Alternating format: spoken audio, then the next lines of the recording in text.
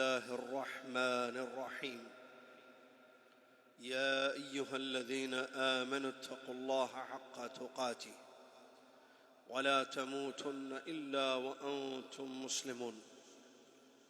يا أيها الناس اتقوا ربكم الذي خلقكم من نفس واحدة وخلق منها زوجها وبث منهما رجالا كثيرا ونساء واتقوا الله الذي تساءلون به والأرحام إن الله كان عليكم رقيبا. يا أيها الذين آمنوا اتقوا الله وقولوا قولا سديدا يصلح لكم أعمالكم ويغفر لكم ذنوبكم ومن يطع الله ورسوله فقد فاز فوزا عظيما. قال الله تبارك وتعالى: يا أيها الناس اتقوا ربكم الذي خلقكم يا أيها الناس اعبدوا ربكم الذي خلقكم والذين من قبلكم لعلكم تتقون. عن أبي ذر الغفاري رضي الله عنه قال رسول الله عن أبي ذر رضي الله تعالى عنه قال: أتيت النبي صلى الله عليه وسلم فقلت: يا رسول الله أوصني.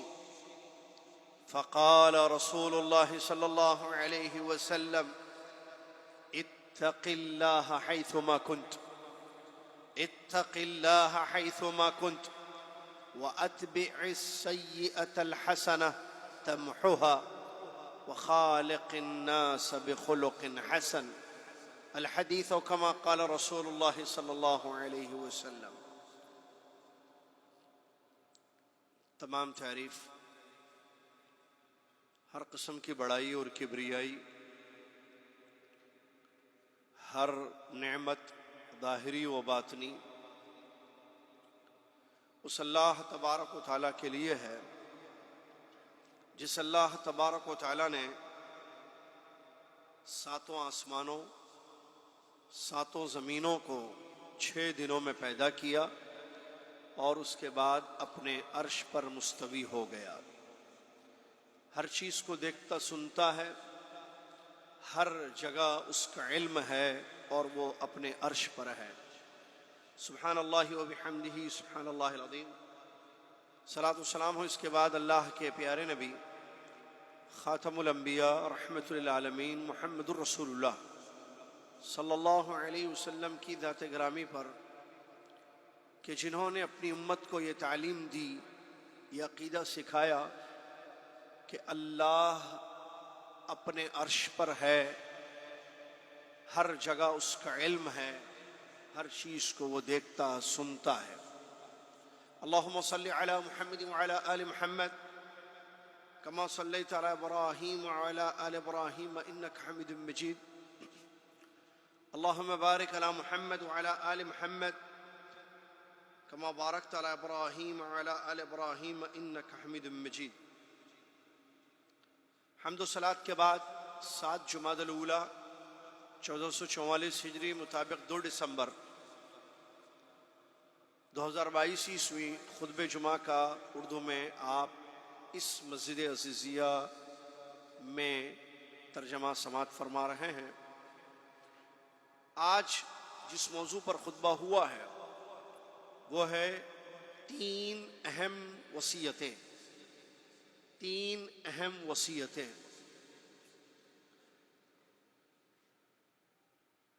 انسان کی زندگی ہمیشہ کے لیے نہیں ہے. موت یقینی امر ہے. جو اس زمین پر ہیں وہ سب فنا ہونے والے ہیں. باقی رہنے والی ذات صرف اللہ عز و جل کی ہے. مرنے کے بعد برزخ کی زندگی برحق ہے. قبر میں ہر انسان سے 3 سوالات کیے جائیں گے. جواب صحیح دینے والے کے لیے خیر ہے، غلط جوابات دینے والوں کے لیے دردناک عذاب ہے۔ قیامت کا دن برحق ہے، اور اس دن ہونے والی وہ تمام چیزیں جس کا ذکر کتاب و سنت میں ہے وہ سچ ہے۔ اس دن یا تو انسان کامیاب ہوگا یا ناکام ہوگا۔ کچھ لوگوں کو ان کا نامہ اعمال دائنے ہاتھ میں پوری عزت و تکریم کے ساتھ دیا جائے گا، اور جنت کے دروازے ان کے لیے کھولے جائیں گے۔ وہ جنت میں داخل ہوں گے، نعمتوں میں زندگی گزاریں گے ہمیشہ ہمیشہ۔ کچھ بدبخت ایسے ہوں گے اس دن جن کے نامہ اعمال ان کے بائیں ہاتھ میں پیٹھ پیچھے سے دیے جائیں گے ذلت اور خوار کے ساتھ، اور ان کے لیے دوزخ کے دروازے کھولے جائیں گے جہاں دردناک عذاب ہوگا، جس میں یا تو وہ ہمیشہ رہیں گے یا اپنے گناہوں کی سزا پا کر باہر نکل جائیں گے۔ اللہ سے دعا ہے کہ اللہ تعالیٰ دنیا میں، برزخ میں، قیامت کے دن ہم سب کو کامیاب بنا دے، آمین یا رب العالمین۔ دنیا دار العمل ہے، یہاں عمل ہے، برزخ اور قیامت کے دن بدلے ہیں۔ آدمی قبر میں کوئی عمل نہیں کر سکتا ہے، مطلب نیکی یا عبادت، وہاں صرف بدلہ ہے۔ قیامت کے دن بھی بدلے دیے جائیں گے، وہاں عمل کرنے کا موقع نہیں ملے گا۔ جو بھی انسان کر سکتا ہے اپنی قبر کو عذاب سے بچانے کے لیے، خود کو جہنم کی آگ سے دور رکھنے کے لیے، وہ اسی روئے زمین پر جب تک اس کی حیات ہے وہ کر سکتا ہے۔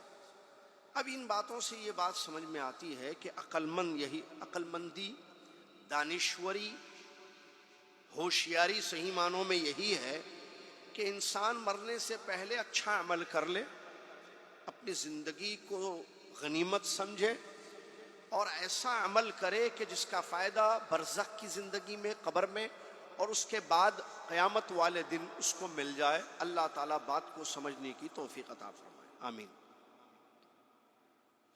قبر میں جو لوگ ہیں آپ جانتے ہیں کہ وہ کچھ نہیں کر سکتے۔ میں اور آپ ابھی جو زندہ ہیں، ابھی قبروں میں ہم نہیں گئے ہیں، بہت کچھ کر سکتے ہیں، تو کیوں نہ کر لیں عمل ان وصیتوں میں جو خطبوں میں پیش کی جاتی ہے۔ آج دیکھیے 3 بڑی اہم وصیتیں آئی ہیں۔ وہ جو حدیث ہے ابو ذر غفاری رضی اللہ عنہ کی، اس حدیث میں جو 3 اہم وصیتیں ہیں، ہم عمل کر لیں۔ واللہ، قسم رب کی، اگر ہم ان 3 وصیتوں پر عمل کریں گے ہماری دنیا اور آخرت کامیاب ہو جائے گی۔ کیا ہے یہ 3 وصیتیں؟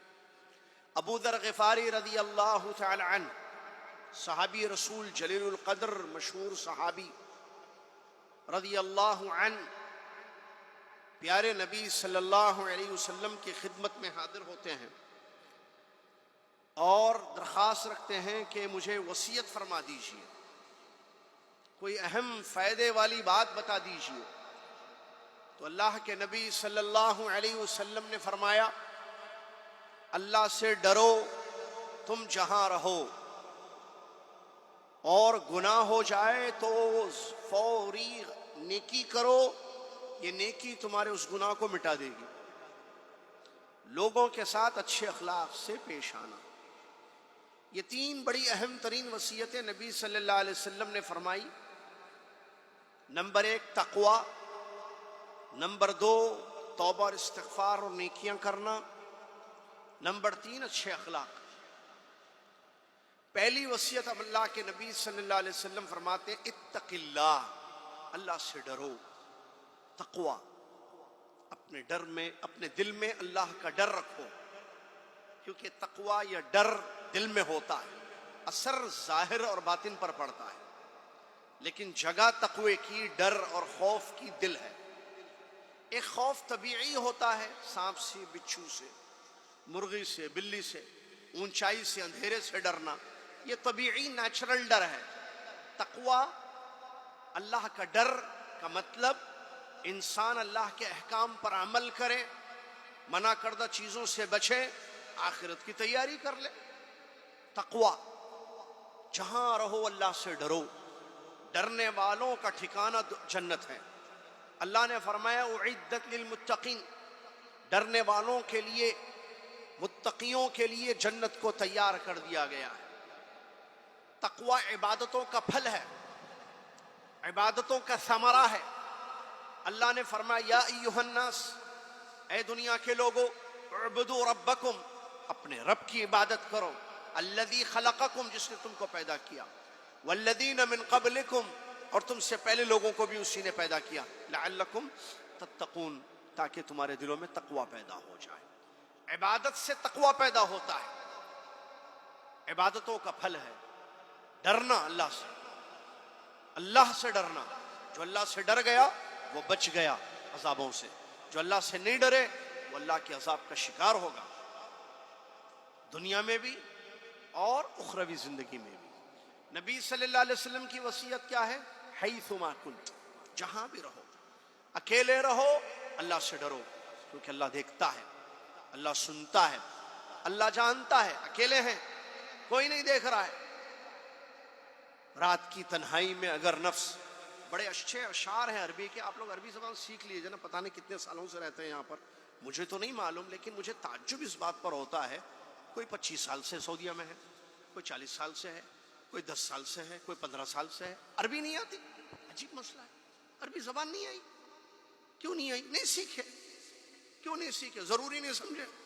گاڑی چلانا آتا۔ میں نے حمدانیہ وغیرہ میں مسجدوں میں پچھلے ہفتے کہا تھا، ہمارے کوئی پاکستانی بھائیوں کے لیے درس تھا خصوصی، وہاں آدمی گاڑی چلانا سیکھ گیا، فون استعمال کرنا سیکھ گیا، پیسے بھیجنا، پیسے ریسیو کرنا سیکھ گیا، کمپیوٹر سیکھ گیا، بہت ساری ٹیکنالوجی کو جانتا ہے۔ انسان نے جس کو ضروری سمجھا، زبان بھی جانتا ہے۔ میرے خیال سے یہ جو آپ بیٹھے ہوئے ہیں نا، ان میں اکثر انگلش بولتے ہیں۔ کوئی اگر انگلش کا پیراگراف میں بتاؤں تو آپ اس کا ٹرانسلیشن کریں گے، مجھے معلوم ہے، جبکہ آپ لوگ انگلش آپ کی مادری زبان نہیں ہے۔ ہندوستان کی مادری زبان ہندی ہے، پاکستان کی مادری زبان اردو ہے، تو آپ لوگ انگلش کیسے آتی ہے؟ آپ نے اس کو ضروری لینگویج سمجھا، سیکھنا چاہیے، آپ نے سیکھا۔ انسان جس کو ضروری سمجھے، اہمیت ہے، وہ سیکھتا ہے۔ تو کیا عربی زبان کو نہیں سیکھا جا سکتا؟ جو آسان ہے، جس میں ہمارا دین ہے۔ آیتیں ہیں جو ابھی 2 رکعتوں میں امام صاحب نے آیتیں پڑھی، رمضان آ رہا ہے انشاءاللہ، رمضان میں تراویحیں ہوتی ہیں، آیتیں پڑھی جاتی ہیں، قرآن ہم پڑھتے ہیں۔ ابھی میں حدیث آپ کو بتا رہا ہوں، اتق اللہ میں حیثما کنت، یہ عربی میں حدیث ہے نبی صلی اللہ علیہ وسلم کی۔ عربی زبان کیوں نہ سیکھے انسان؟ سیکھ سکتا ہے۔ بہرحال عربی کے بڑے زبردست اشعار تقریباً علامہ ابن قیم رحمۃ اللہ علیہ کے آج کے خطبے میں خطیب صاحب نے پڑھے، چند اشعار۔ اگر اس کا ترجمہ یہ ہے، زبان میں جو بات سمجھی جاتی ہے نا، وہ ترجمے میں نہیں ہوتی، یاد رکھیے۔ ایک ہوتا ہے خطبے کو ڈائریکٹ آپ سمجھیں، میں چاہ رہا ہوں کہ یہ 21 سال سے جو ترجمہ کر رہا ہوں ختم ہو جائے ترجمہ، آپ لوگ ڈائریکٹ سنیں نا خطبے۔ میں جاؤں کسی کمپنی میں خطبہ دے دوں جا کے وہاں جمعے کا، آپ لوگ جو ہے عربی میں سمجھیں گے، عربی کو عربی میں، آیت کو جو عربی میں ہے عربی میں سمجھیں، وہ مزہ، اس کا فائدہ ایک الگ ہے۔ ترجمہ از ترجمہ، ٹرانسلیشن از ٹرانسلیشن، وہ حق ادا نہیں ہو سکتا ہے جو کلام کو سمجھنے کا ہوتا ہے یا جو چیز ہوتی ہے۔ بہرحال اب تو ضرورت ہے تو ترجمہ ہو رہا ہے، انشاءاللہ جب ضرورت ختم ہو جائے گی ترجمہ نہیں ہوگا۔ خطبے میں جو اشعار پڑھے گے اس میں یہ ہے کہ اگر رات کے اندھیرے میں، تنہائی میں، رات کا اندھیرا ہے، آپ تنہا ہیں، کوئی نہیں دیکھ رہا ہے، آپ کا نفس اگر آپ کو گناہ پر ابھارے، آپ کا نفس آپ کو رات کے اندھیرے میں گناہ پر ابھارے، تو اپنے نفس سے کہنا، اے نفس اللہ سے ڈر، اے نفس اللہ سے ڈر، خود کو کہنا، کیونکہ جس نے اندھیرے کو پیدا کیا ہے وہ مجھے دیکھ رہا ہے۔ اے نفس، وہ جس نے اندھیرے کو پیدا کیا ہے وہ تجھ کو دیکھ رہا ہے۔ سبحان اللہ، اللہ ہر جگہ دیکھتا ہے، ہر چیز کو جانتا ہے، تو انسان اللہ سے ڈرے۔ بڑا زبردست، اچھا ڈرے، ایک واقعہ بھی پیش کیا کہ بتاؤں گا ابھی میں۔ ڈرنا کہاں کہاں؟ ہر جگہ۔ آپ اپنے گھر میں اللہ سے ڈریے، سب سے پہلے اپنی زندگی میں اللہ سے ڈریے۔ ہماری جو زندگی ہے نا، ہم سب کی لائف، جیون، زندگی، اللہ سے ڈریں۔ وہ دیکھ رہا ہے، وہ سن رہا ہے، وہ حساب لینے والا ہے، قیامت کا دن آنے والا ہے، اس کے سامنے کھڑے ہونا ہے، وہ بات کرے گا ہم سے۔ ڈریں اللہ سے۔ اور گھر میں ہو، فیملی، میاں بیوی بچے، اور بھی ڈریں اللہ سے۔ کام پر ہیں، جاب کو جاتے ہیں، اللہ سے ڈریں. گھر میں ہو اللہ سے ڈریں، وہ کام نہ کریں جس سے اللہ ناراض ہوتا ہے. حرام کردہ چیزوں کا ارتکاب نہ کریں. آپ جاب کر رہے ہیں، کمپنی میں ہیں، اپنے کام میں ہیں، اللہ سے ڈریں، حلال کمائیں، حرام لقمہ نہ لیں. حرام کما سکتے ہیں کمپنی میں، کتنے لوگ کماتے ہیں، اور لوگ جانتے ہیں. ادھر سے ادھر سے، ادھر سے ادھر سے سیلری ہوتی ہے کچھ، ماشاءاللہ کمپنی سے پیسہ اٹھایا جا رہا ہے کچھ اور. کہاں سے آ گئے اونر کو نہیں پتا، باس کو نہیں پتا، کمپنی والے کو نہیں پتا. میں نے بہت پہلے اس کی ایک مثال دی تھی. کمپنی آپ کو ٹکٹ دیتی ہے کہ آپ فلاں کنٹری فلاں سٹی کو جائیں اور کمپنی کا یہ کام کر کے آئیں، ٹھیک ہے، اور انوائسز جو ہوتے ہیں فواتیر وہ پیش کریں، آپ کا جو بھی خرچہ ہے پورا پے کیا جائے. آدمی جاتا ہے اس کنٹری میں، چلو ٹکٹ تو ٹھیک ہے، پلین تو اس کا نہیں ہے، جہاز تو اس کا نہیں، وہاں اپنے دوست کے پاس رہتا ہے، ہوٹل کا فاتورہ پیش کرتا ہے. کیا خیال ہے آپ کا؟ یہ تقویٰ ہے؟ یہ ڈرنے والا ہے اللہ سے؟ جو رہا دوست کے گھر، کھایا دوست کا کھانا، 3 دن 4 دن ہفتہ 10 دن، بل پیش کر رہا ہے کون سے؟ فاتورے کون سے؟ ہوٹل کے. کمپنی سمجھ رہی ہے ہوٹل میں رکا، یہ 5 سٹار ہوٹل میں، یہ ہوٹل کا کھانا کھایا، لیکن حقیقت کیا ہے؟ وہ گھر میں رہا کسی کے. کیا یہ تقویٰ ہے؟ کیا ایسے انسان کو جنت مل سکتی ہے؟ سوچنے والی بات. تو ہم حلال کمائیں. اللہ اکبر.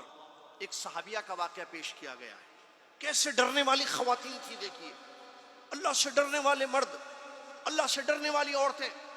ایک صحابیہ نے، ایک خاتون نے رضی اللہ عنہا نے اپنے شوہر سے کہا تھا، سنو، ہم آپ کے پاس امانت ہیں، میں بیوی ہوں، میرے بچے ہیں، ہم امانت ہیں، ہمارے معاملے میں اللہ سے ڈرو، ہم کو حرام نوالا مت کھلانا، بھوک برداشت کر لیں گے، بھوک برداشت کر لیں گے، صبر کر لیں گے، جہنم کی آگ ہم برداشت نہیں کر سکتے. اللہ، کیا بات ہے.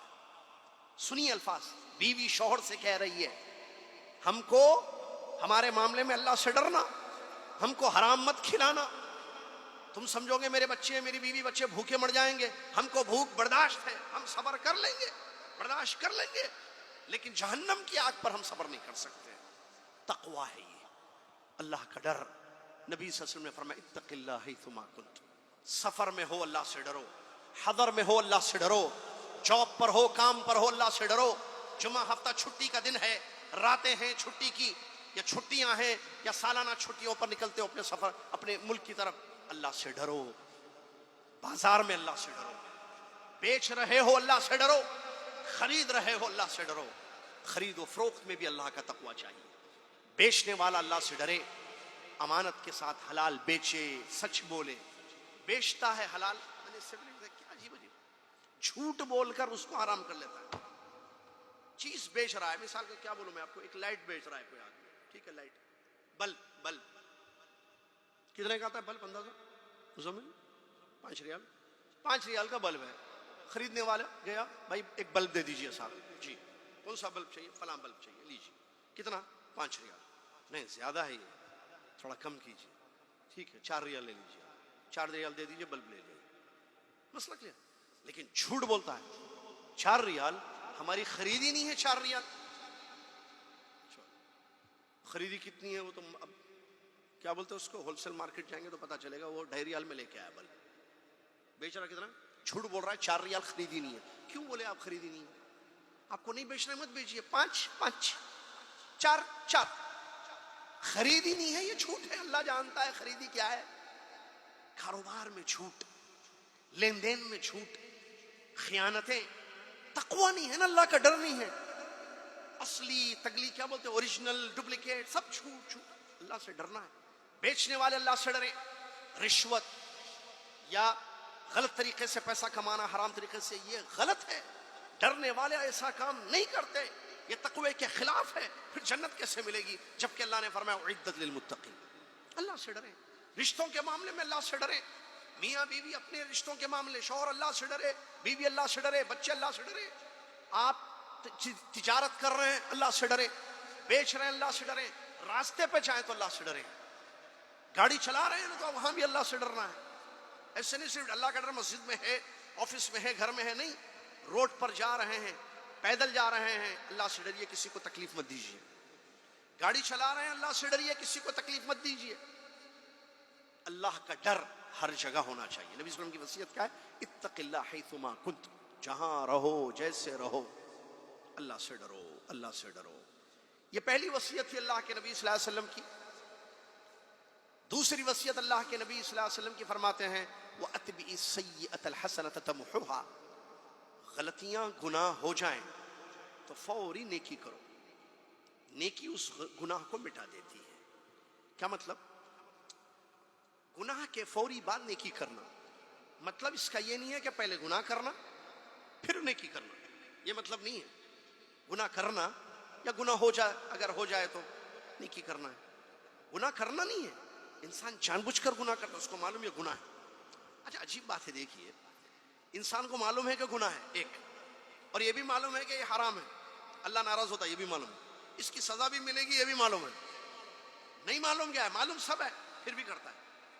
اور اس کو معلوم ہے کہ سزا کیسے بھی مل سکتی ہے. اچھا یہ بھی معلوم ہے کہ گناہ کرتے کرتے بھی مر سکتا ہے، موت کبھی بھی آ سکتی ہے نا. شراب پیتے پیتے، فلم دیکھتے دیکھتے، حرام کھاتے کھاتے کبھی بھی آ سکتی ہے موت.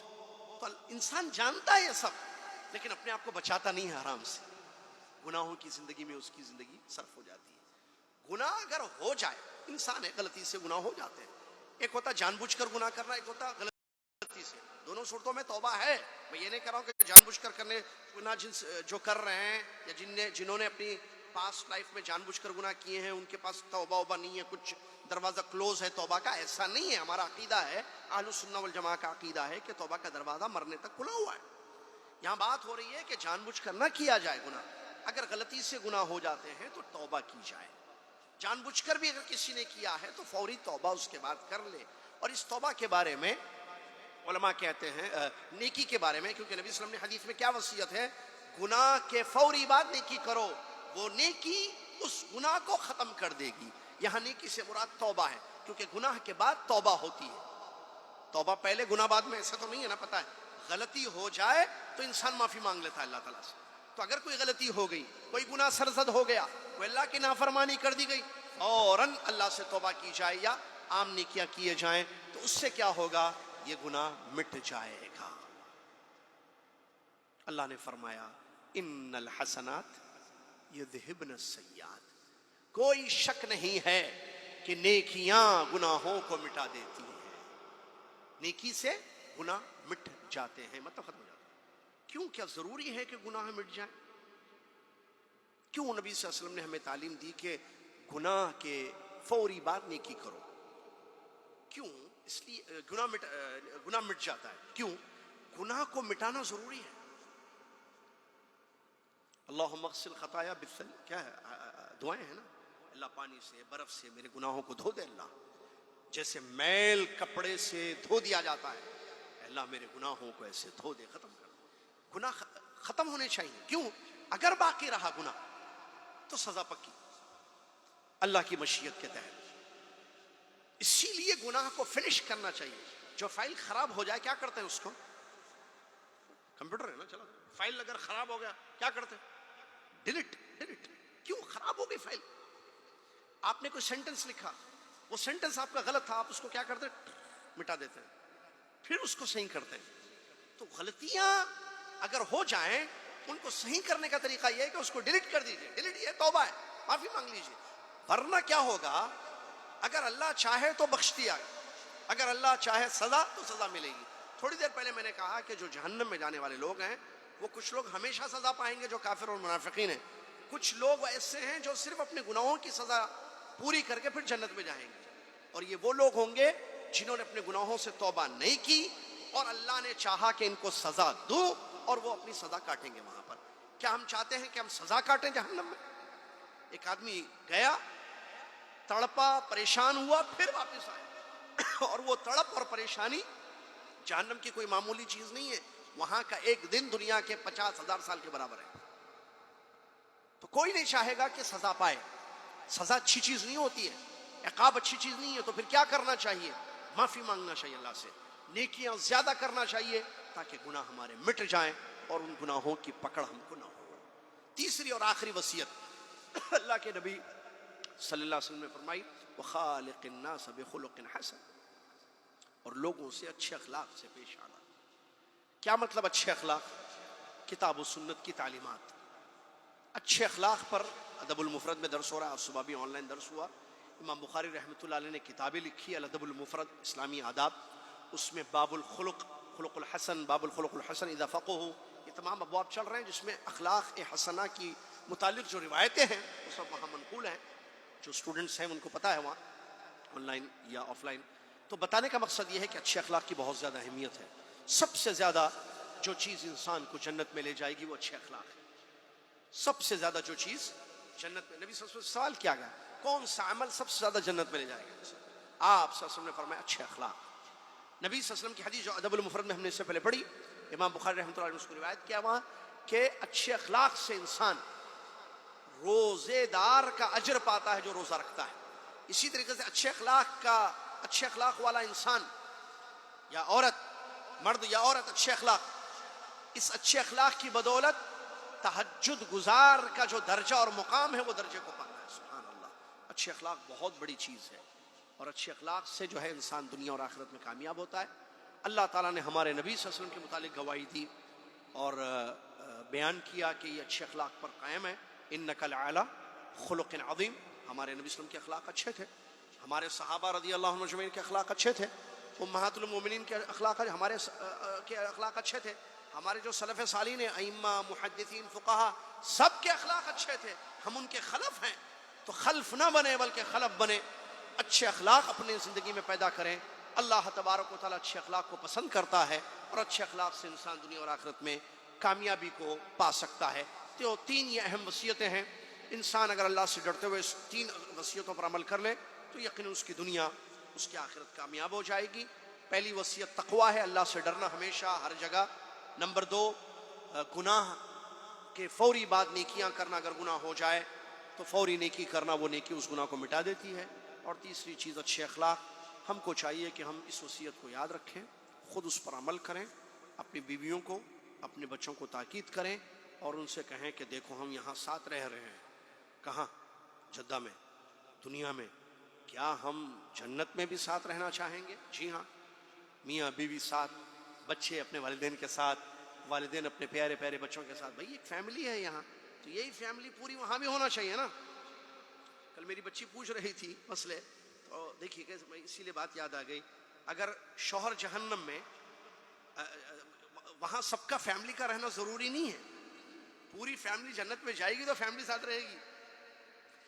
شوہر جنت میں، بیوی دوزخ میں، تو کیا ہوگا؟ الگ ہو جائیں گے نا پھر۔ بیوی جہنم میں سزا کاٹے گی، شوہر کہاں ہوں گے؟ صاحب جنت میں۔ یا الٹا بھی ہو سکتا ہے، بیوی کدھر؟ جنت، شوہر صاحب کدھر؟ دوزخ۔ بھائی بھائی، ایک بھائی جنت ایک بھائی دوزخ، ہو سکتا ہے نا، یا دونوں بھائی جنت میں جائے، دونوں بھائی جنت میں۔ بہن بہن، بھائی بہن، جی دیکھیے، سوچئے یہ بات، ہاں جمعہ چھٹی ہے نا، فیملی کے ساتھ سوچئے کیا یہاں جو ہماری گیدرنگ ہے، ہم جو جیون گزار رہے ہیں، زندگی گزار رہے ہیں یہاں پر، کیا ایسی زندگی ہم جنت میں چاہتے ہیں؟ جی ہاں، میاں بیوی بچے سب، بھائی بہن سب ایک ساتھ۔ تو اس کے لیے پھر محنت کرنی ہوگی، ان وصیتوں پر عمل کرنا ہوگا، جستجو ہوگی۔ دیکھیے کتنی عجیب بات ہے نا کہ ہمارا خون جو ہمارے ساتھ یہاں ہے، کل وہ دوزخ میں چلے۔ عجیب، سوچ کے دیکھیے آپ، سوچ کے۔ اسی لیے اللہ نے کیا فرمایا، یا ایھا الذین آمنوا قوا انفسکم واہلیکم نارا، اے ایمان والو اپنی جانوں کو، اپنے گھر والوں کی جانوں کو جہنم سے بچا لو۔ اگر ہم نے بچایا خود کو اور اپنی اولاد کو جہنم سے تو پھر جنت ملے گی، نہیں بچایا، خود کو بچا لیا، بیوی بچوں کو چھوڑ دیا، ہوتا ہے نا اس سے، یا بیوی بچوں کو لگا دیا جنت کے راستے پہ، خود کہا بھائی تم لوگ پڑھو نا نماز وماز سب، تم لوگ نیکیاں کرو، میں ذرا بزی ہوں، تو وہ نیکیاں کرتے کرتے کرتے جنت میں چلے گئے، یہ صاحب جو ہے گناہوں میں زندگی گزارتے گزارتے جہنم میں چلے گئے۔ تو کتنی تکلیف ہوگی، کیونکہ وہاں ہوگا نا جنتی جہنمی ایک دوسرے کو دیکھیں گے، قرآن کی آیتیں موجود، کتنی تکلیف ہوگی جب آپ اپنی اولاد کو دوزخ میں دیکھیں گے، کتنی تکلیف ہوگی جب آپ کی بیوی کو آپ دوزخ میں دیکھیں گے، کتنی تکلیف ہوگی جب بیوی اپنے شوہر کو دوزخ میں جلتا ہوا دیکھے گی، کتنی تکلیف ہوگی جب بھائی بھائی کو، بھائی بہن کو، بہن بہن کو، یا بہن بھائی کو دوزخ کی آگ میں جلتے ہوئے دیکھیں گے۔ اللہ اکبر، بڑا معاملہ ہے یہ۔ یہاں ہم جمع ہیں، اللہ تعالی ہم سب کو جنت میں بھی جمع فرما دے۔ اللہ تبارک و تعالی وصیتوں پر عمل کرنے کی توفیق عطا فرما۔ دوزخ سے بچنے والا، جنت میں جانے والا بنا دے۔ کوئی شک نہیں ہے سب سے بڑا بیوقوف وہی ہے جو دوزخ سے اپنے آپ کو بچانے کی کوشش نہیں کر رہا ہے۔ سب سے بڑا دیوانہ، پاگل بولیں یا کم عقل انسان بولیں، جو جنت کے لیے دنیا میں عمل نہیں کر رہا ہے، جو جنت کے لیے دنیا میں عمل نہیں کر رہا ہے، اس سے بڑا پاگل انسان کوئی نہیں ہے جو اپنے جسم کو، اپنے ذات کو جہنم کی آگ پر پیش کرنے کے لیے تیار کر رہا ہے۔ اس سے بڑا پاگل کون ہو سکتا ہے بتائیے؟ اس پاگل پن سے ہوش میں آئیں ہم سب، میں اور آپ، اور اپنے گھر والوں کو ہوش میں لائیں اور جنت کے راستے پہ لگا دیں، جنت کے اعمال کروائیں ان سے۔ اللہ تعالی ہم سب کو صحیح عقیدے پر، صحیح عمل پر مرنے والا بنا دے۔ اللہ تعالی ہم سب کو جنت الفردوس میں اعلیٰ مقام عطا فرمائے، جہنم کی آگ سے خود بچیں۔ اللہ ہم سب کو ہمت دے، توفیق دے، ہماری مدد کر اور اپنے گھر والوں کو بھی بچا لیں۔ اللہ ہم سب کو اس کی توفیق دے اور ہم کو ہماری مدد فرما، آمین۔